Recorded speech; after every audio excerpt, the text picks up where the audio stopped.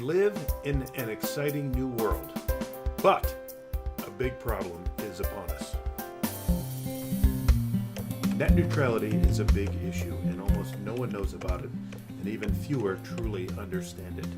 It's an incoming disaster, and if you don't know it's coming, how are you supposed to step out of the way to avoid it? I do not know what net neutrality is.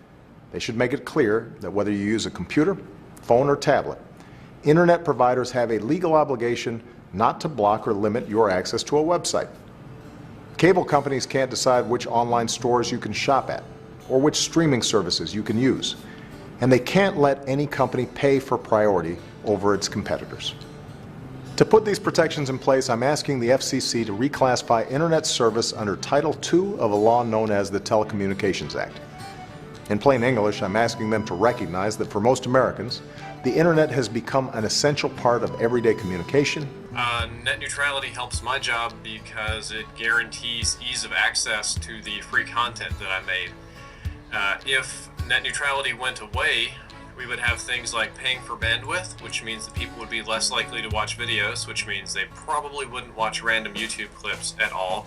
Or companies could arbitrarily restrict access to my content or to the websites that the content is hosted on, or to the type of information, the games, the items, whatever that the content is about. Call of Duty, if you had to pay extra to play video games online, then obviously the audience would go down.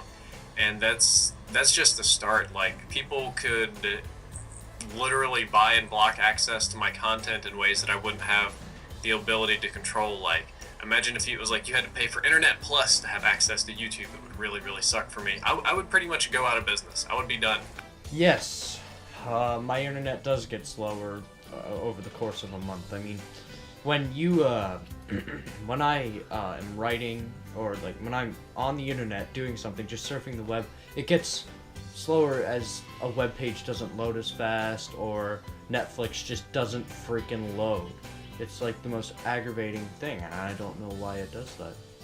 The amount of advertisement, I have Verizon. The amount of advertisements that I have of Verizon trying to push their own pay-per-view service, I imagine Netflix, or like Comcast is doing a similar thing. I imagine Netflix would be blocked, like, completely. They just wouldn't allow access to it. You would have to pay for their whatever competing service, which probably wouldn't be as good.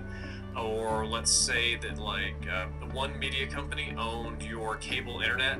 They could allow you access to all the sites that their media company owns, like ABC, NBC, whatever, but not necessarily competitors or information. Or the way we access information online, it could get rough, because, I mean, imagine if you couldn't go to Wikipedia or do a Google search. Imagine if your net provider had an exclusive deal with Bing, so you had to Bing everything, and that's all you were allowed to do. They're just going to slow us down a little bit more, and it's just a multi-million-dollar company just asking for more money. It's just the big guys being like, ha ha ha, we got the money, now give us more. It's just, it doesn't make me feel good. It's just another option of us being pushed over by multi-million-dollar companies, and no, it doesn't make anybody feel good. It's just kind of like, well, great, I want this service, so I'm going to pay for it, and of course I want faster. I mean, it's internet. Everybody wants faster. Yeah, the idea, ISPs they don't want net neutrality because they want to be able to push complementary services, reduce loads on their network, and because they want to be able to maintain the monopolies they already have. They don't want to be forced to sort of be a utility, because then it becomes a commodity instead of monopoly. Unfortunately, the United States is moving outside of a service economy and outside of a production-based economy. We're an idea-based economy now. The better part of the innovation in this country that's happened in the last 10 years has all been online-based.